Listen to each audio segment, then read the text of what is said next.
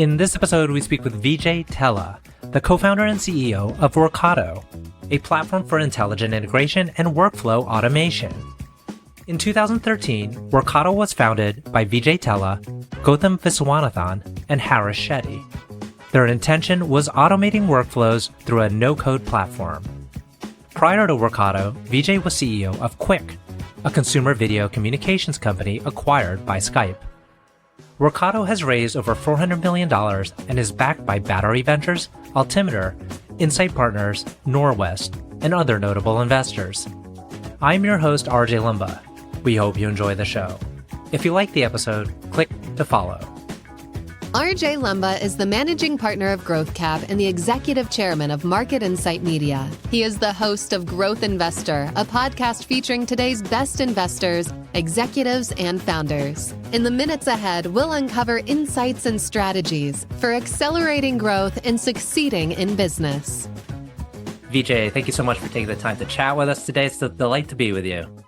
Yeah, thank you, RJ. It's great to be here talking to you. Your company is well known and it has raised a significant amount of capital. It's backed by some of the most notable investors. Maybe where we could kick off is hearing about what Workato does for its clients. Yeah. So some context for like why Workato exists, right? There's just been huge adoption of all these layers of technology, right? Pre-cloud, cloud, SaaS, data technologies, now LLMs.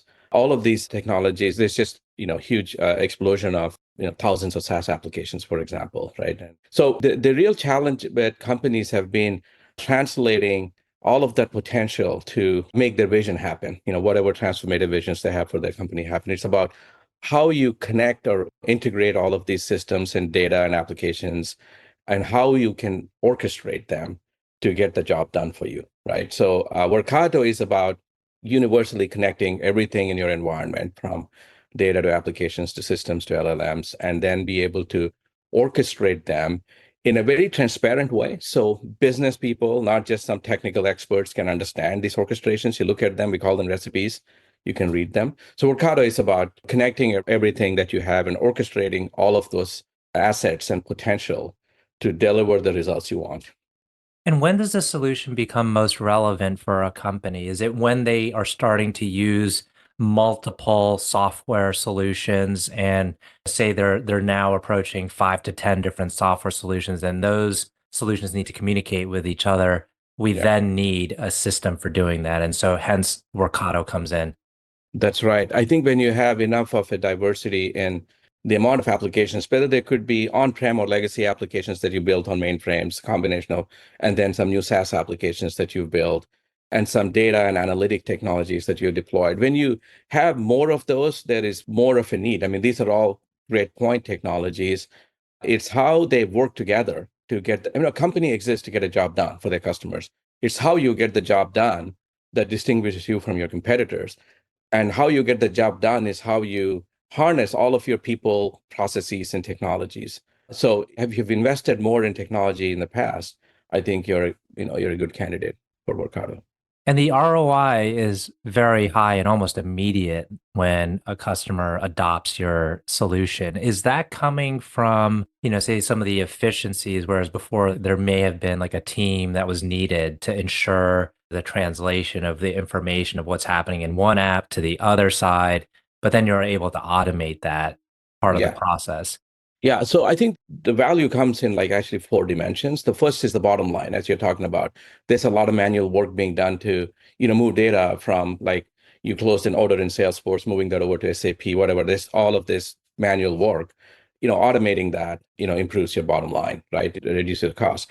The other is top line. I think there's a lot of potential unlocked. There's so much intelligence about your customers, about the signals that, from your customers and what you've done with your product. Most companies haven't realized the potential of what they can do for their customers. So connecting the dots and orchestrating these, that's what digital transformation initiatives are all about, is to really level up the company and where they can go. So that's really about top line, right? Like new business models, new products, new capabilities, new delivery mechanisms, all of that. That's top line. The third is experience. I think when you have dozens of applications and you're swivel chairing from one application to another to get job, there's so much context switching that people have being able to unify the experience either from an employee point of view or from a customer point of view, customer experience, employee experience. So third is experience. First is bottom line, second is top line, the third is experience, the fourth is risk. I mean, when you have all of these things going on in all these different places, there's a lot of exposure for risks and compliance in your company. So I think a universal integration orchestration capability really brings that all together. Mm-hmm. And the solution, as you describe it today, this multi-layered impact that it can have on an organization, I'm sure that evolved over time. Where did you start out in the early days when you were conceiving of the idea for Workato? Where did it start? So I think the idea is not new, right? I was a founder of a company called TIBCO, which was one of the first companies that was expressly built to bring disparate applications and systems together, right? I think what has changed is that the scope of technology, the number of applications, the number of systems, and who's driving the bus. In the old days, in the TIBCO days, it was IT that was deciding which technologies to buy. They would implement it. Now it's the entire team, the business. So I think the idea behind Workato, one of my co-founders, I had done a consumer company, he came and told me like, hey, the integration problem that we solved at TIBCO is a real mess now because now there's just like, orders of magnitude more applications and systems. And a lot of that energy and drive is coming from business teams, not just IT. So we need a different type of platform that can scale to support all those applications, but also be more accessible and transparent across the company, not just for some deep IT people. So that's where the idea for Workato came from. And was it a fairly smooth startup process? I mean, you've brought in some great investors, so it looks like the capital process was there for you, or maybe pre-existing relationships were there. How was the start, given it was your second or maybe other go at starting a company? Yeah, so we're very familiar with the space, except the environment has changed. So we knew we needed a different type of platform. So we had a total belief in the market and the opportunity there and the value of the problem to solve there and the challenge to solve. So we knew that. So we funded this company ourselves for the first 4 years. We were fortunate to have had multiple IPOs and exits under our belt by the time we got to Workato. So we also wanted to do it right. There's a lot of products out there that solve this problem, but don't do it very well. And we didn't want to join the parade of another product that didn't quite do the job. So we really wanted to take the time to get it right. The mission for us was let's actually solve this integration and automation problem for good at a scale that really needs the market needs. We funded it ourselves, we built it ourselves. And then when we got to a certain point in the market with customers, we also wanted to normalize ourselves from a governance and, building a great long-term brand. So we wanted to bring in some of the really amazing investors that have been on this journey so we can grow, not just from a product point of view, but from a company and a business standpoint. So by the time you brought in investors, you had been funding it for 4 years and you were already showing a good track record or some good repeat business. That's right. Given that you are a highly experienced entrepreneur, what do you find to be the most challenging aspect to scaling a company? Yeah, there's a lot of playbooks now in Silicon Valley for everything, all aspects of go-to-market and experiment. It's never been a better time in terms of the technologies that are accessible, but also the playbooks that are available. But I think sometimes we can get caught up in inside baseball in the Valley where we get caught up in all these little playbooks and dynamics. I think it's easy to say, but it's really important to stay super grounded with the customers in the market. There's a lot of tribal knowledge around the problems that you solve that you don't get from this inside baseball stuff.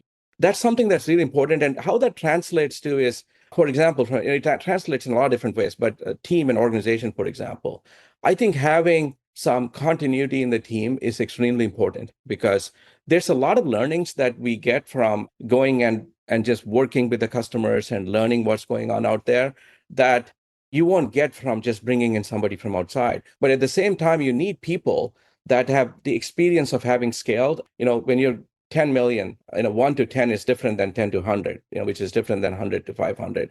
So balancing, bringing in some world-class folks that have been on these later stage journeys with continuity, I think you could, over-index on either. That's the challenging part, calibrating that balance. And so your current founding team, were there many legacy relationships there? The team that we started the company with and the team that's here now, the folks in the management team, it's a good mix of people that have built amazing companies elsewhere, but have also been in the space and at Workato for a long time as well. So it's a mix of execs. I think that really has worked well for us. Hmm. Now, when you were in your younger years growing up, did you already show signs of being an entrepreneur? Well, I did a couple of startups and then I ended up at Oracle for a brief period. It was when I went to Oracle 15 years into my career, that's when I realized that what I really like doing is building things from the beginning, right? Like taking an idea, building a team and making it happen. That's what I was doing the first 15 years of my career. But it was only when I started doing something completely different, the clarity came. That's really what I like to do, and maybe I'm better at than being in these larger companies. And did you find that just by being in that environment of Silicon Valley, it aided in you being a successful entrepreneur? It has to have had, right? I think you're surrounded by amazing entrepreneurs, and I've had the great fortune to work with some of my first couple of companies, Tipco, and a company that Tipco came out of. CEO there, Vivek Ranadive. We worked with amazing entrepreneurs, and then in some of the other startups, I've had a chance to work with other like great VCs and other entrepreneurs. You learn a lot, but I think it's the actual process of building the companies where you kind of figure things out. You don't learn as much just from talking to people. You learn from doing things, failing, struggling. Struggle is an inherently required part of the process. Not going to build anything great without struggle. And where do you spend most of your time these days? Like, what do you think about the most in relation to building the business, to scaling the business?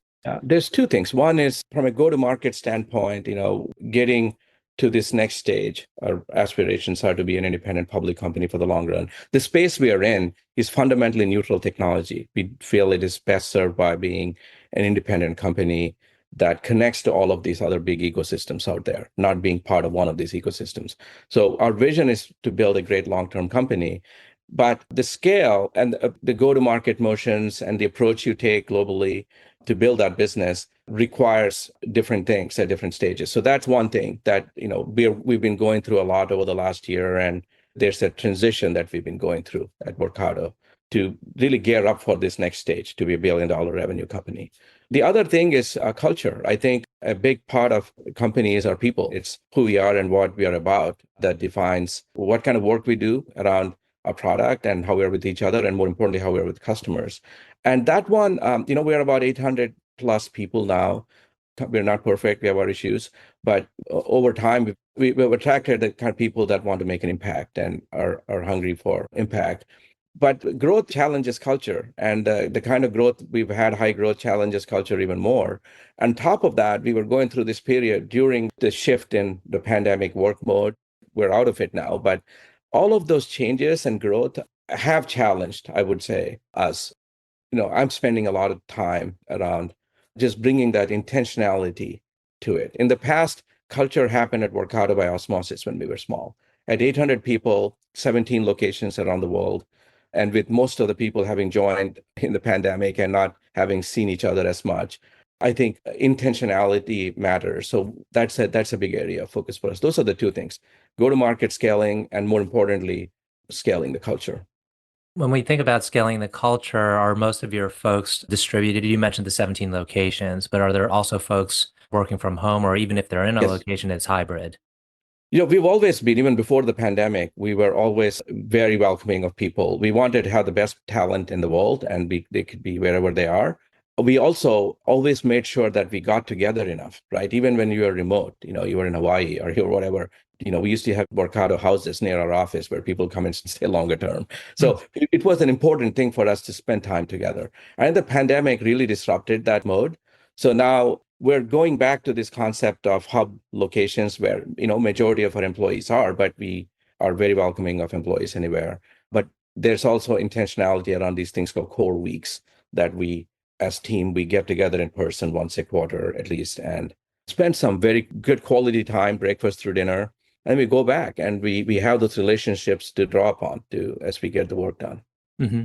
And now, as having been around the block multiple times in terms of like building businesses, do you have a way of where you optimize your own day? Like when you think about what am I going to do today, is there a structure that you follow that you found works well for you? I'd say this has not been a strong point for me. I know when I analyze my time, right? So I know I could be a lot more efficient. Somebody recently made this simple suggestion, right? Just be super intentional about what you do in the first hour to 2 hours of your day and the last hour to 2 hours of your day. And I needed that. I think there's a lot of room for distraction, not just at work, right? A lot of personal interests.